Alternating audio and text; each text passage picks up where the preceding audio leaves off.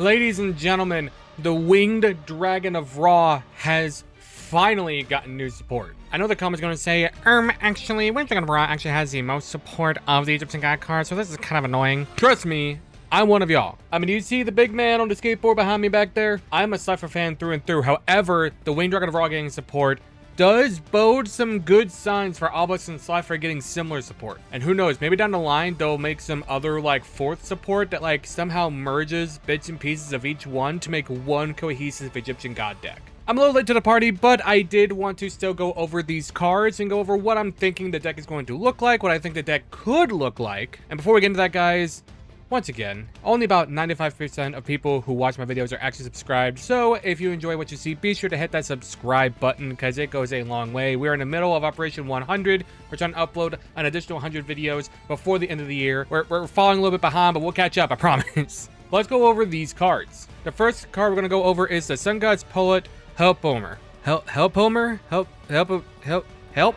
A level 5 Dark Fiend with 2000 attack and 1400 defense. Its effect is you can discard one card, special summon this card from your hand. If this card is special summoned, you can add one Sun God card from your deck to your hand except the Sun God's Poet, Helpoemer.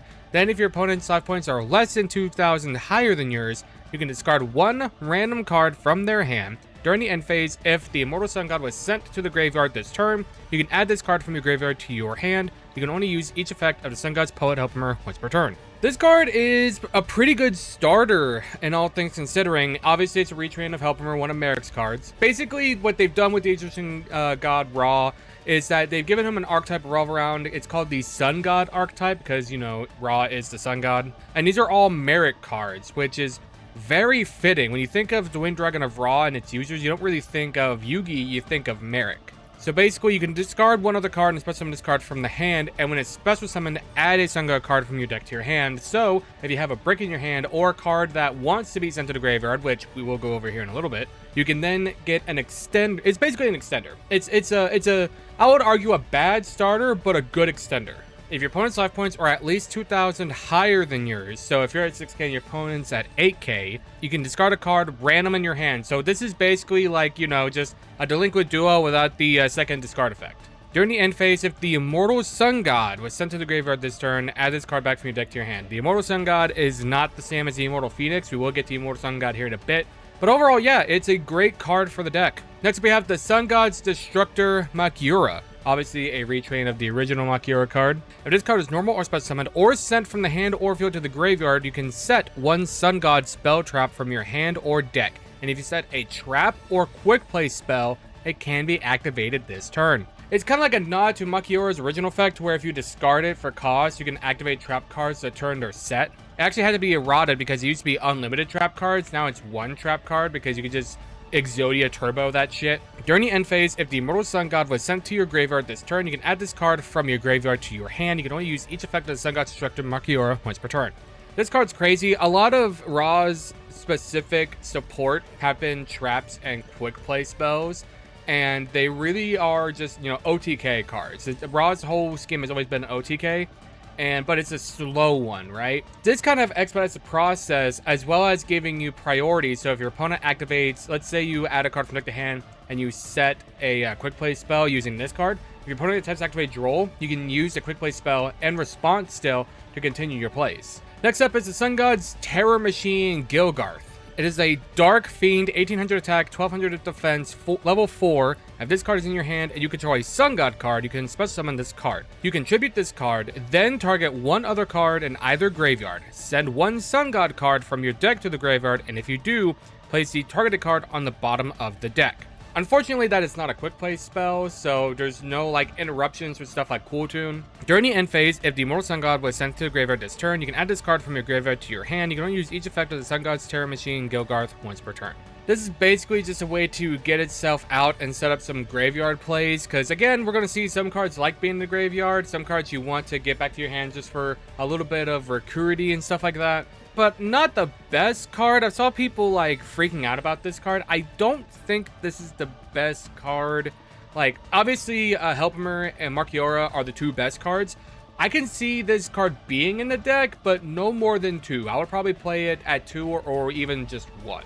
Next is the Sun God's Torture Device. It is not going to be called that in the TCG. Visor Des Shock. Cannot be destroyed by battle. You can only use each of the following effects of the Sun God Sorcerer device, Visor Des Shock, once per turn. If a monster is sent to your opponent's graveyard and you control a Sun God card, even during a damage step, you can special summon this card from your hand. And if you do, return one other card on the field to the hand/extra deck. And if you do that, inflict 800 damage to your opponent. During the end phase of the Immortal Sun God was sent to the graveyard this turn, you can add this card from your graveyard to your hand. This is basically the searchable hand trap into the deck. Like it says, if a monster is sent from opponent's graveyard, you control a Sun God card, even during damage step, special summon it, target a card, bounce back to the hand or extra deck. So if your opponent's doing some like plays to send cards to the graveyard and activate to add the card that was sent to the graveyard back to hand, you can trigger this, target that same card, bounce it back to the hand or extra decks. That way it kind of stunts their plays a little bit. Next up is one of the new continuous spells, the Sun God Leading Down into Darkness. Activate this card by sending the Winged Dragon of Ra monster from your hand, deck, or face up on field to the graveyard. During your main phase, if this card was activated this turn, you can add one Sun God monster from your deck to your hand. If a monster is destroyed by battle, its controller takes damage equal to its original attack. Then if you have the Winged Dragon of Ra in your graveyard, you gain 1,000 life points.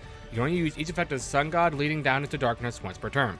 Again, this is just like this is a one card starter essentially, and it's also an extender activated by sending Ra from hand, deck, or face up field to the graveyard. And it doesn't say specifically the Winged Dragon of Ra, it says a Winged Dragon of Ra monster. So Sphere Mode and Immortal Phoenix are also fair game here, which means you can activate this and set up Immortal Phoenix in the graveyard to come back once Ra goes to the graveyard. During the main phase, if this card is activated this turn, add a Sun God monster from your deck to your hand. So you can add Makyura, you can add Helpoemer, you can add Torture Device, you can add Slaughter Machine, you can add any of them. If a monster is destroyed by battle, its controller takes damage equal to its original attack. Then if you have the Winged Dragon on your graveyard, you gain 1,000 life points. So if you're able to have this card on field and you're just swinging to your opponent, every time you destroy a monster, your opponent takes damage equal to that monster's attack points, and then you gain 1,000 life points. And that's not once per turn. So if you destroy 4 monsters, you just gain 4,000 life points. However, that is a double-edged sword, because if your monster gets destroyed, then you take the damage. So if you have Immortal Phoenix and it gets destroyed by battle,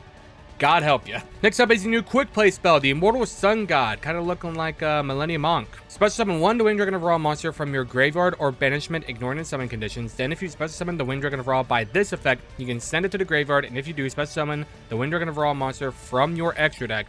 During the end phase, send the monster special summoned by this effect to the graveyard.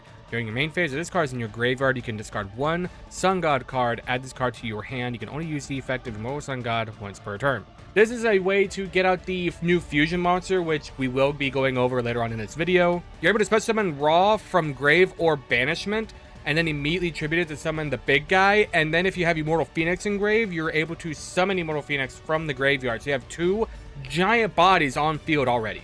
Already, these cards are looking insane. Next up, we have God Domination. If it's a new trap card of the deck. If a Winged Dragon of Ra monster is on field, apply these effects in sequence. So I summon one monster from each graveyard to your field. If the Winged Dragon of Ra is on the field, take control of all monsters your opponent controls.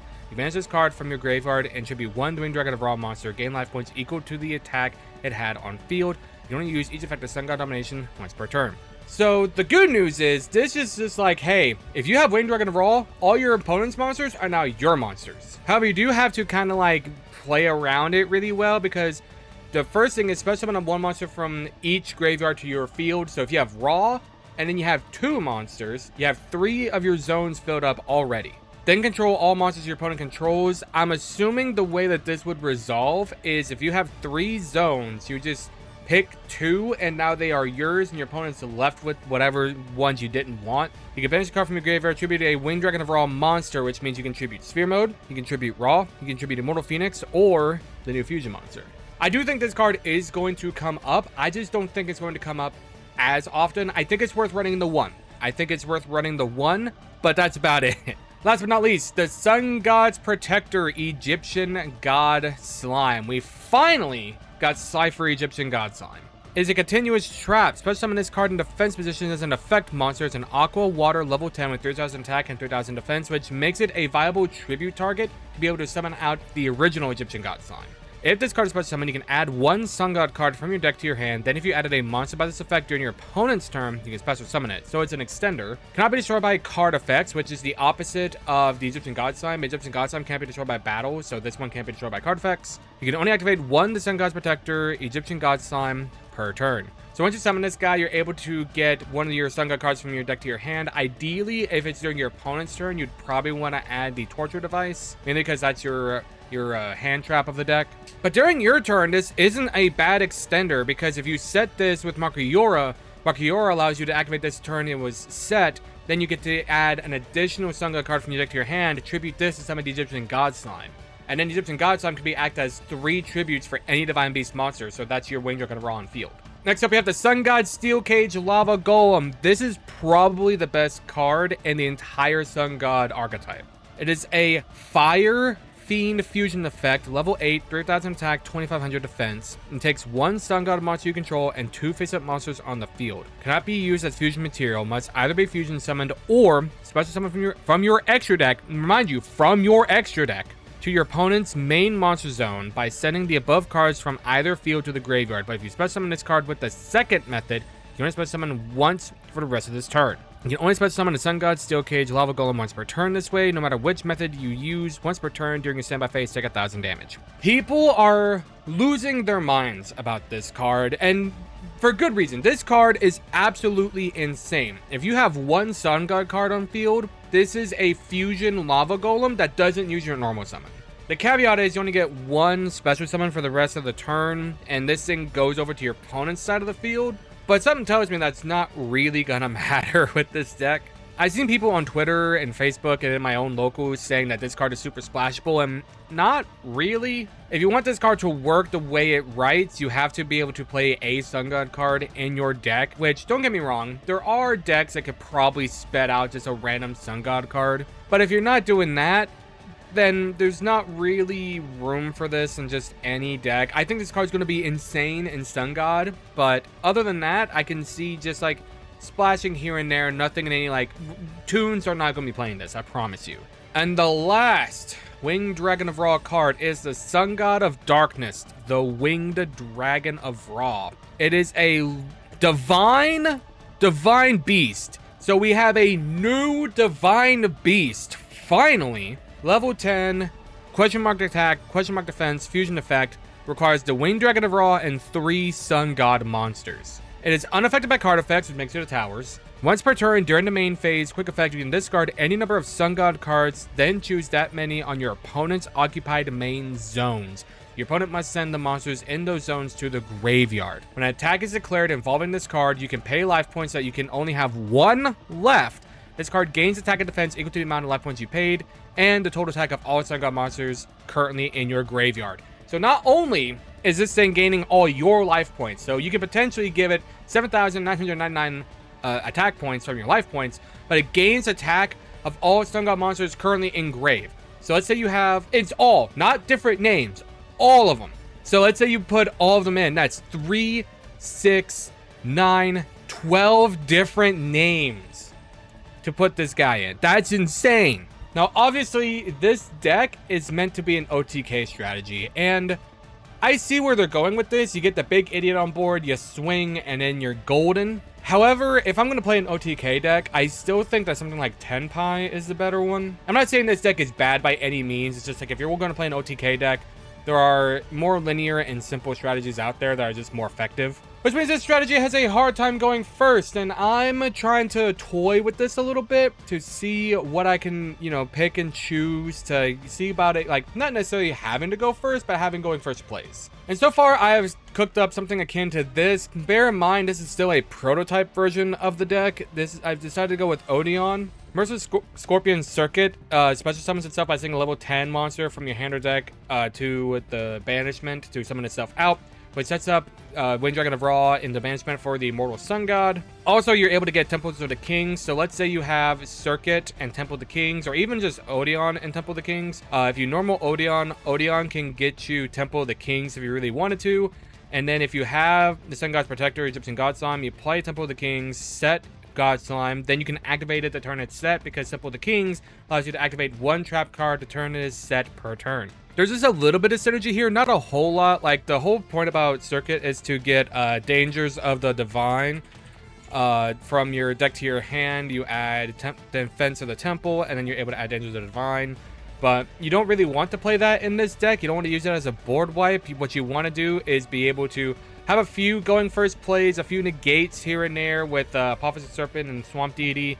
And then on your turn, go into the Big Idiot and just swing for a shit ton. But I am down to toy with this deck a little bit more. I don't want to go into a lot of combos in this video because that's not what this video is about. This video is just talking about the new Egyptian God support that we got for Raw, and also the new alt art Immortal Phoenix. I will be trying to get this. All I know is that come probably spring next year is where we're going to be getting these cards, and my bank is going to phone me asking me if somebody stole my credit card, because you know this thing's going to get a extended art full Starlight. You know, all these cards are going to get Starlights. You know, this card's going to get a Starlight. This card might actually be a Starlight exclusive. It would not surprise me. This probably won't get a Starlight, but this is definitely going to get a Starlight. I'm hoping that we'll also get, like, reprints of certain Raw support, like a Guardian Slime. I don't think that Guardian Slime's going to be playable in this deck, but it's a $17 card because it was printed once, and I think it's overdue for reprint. But that is my thought process on the deck. That's what the cards can do, and I am excited. If you guys want to see me make some combo videos of what I'm thinking we can do with the deck, let me know in the comments down below. Let me know if you guys are excited for the new God support. Let me know which God you're hoping to get support next. Obviously, I'm a slacker, but are you hoping for Obelisk next, maybe? That being said, I'm gonna get back here. If you guys enjoyed this video, make that like button, comment the video, make that subscribe button, subscribe, helps me as a whole. I'll see you guys in the next video. See ya.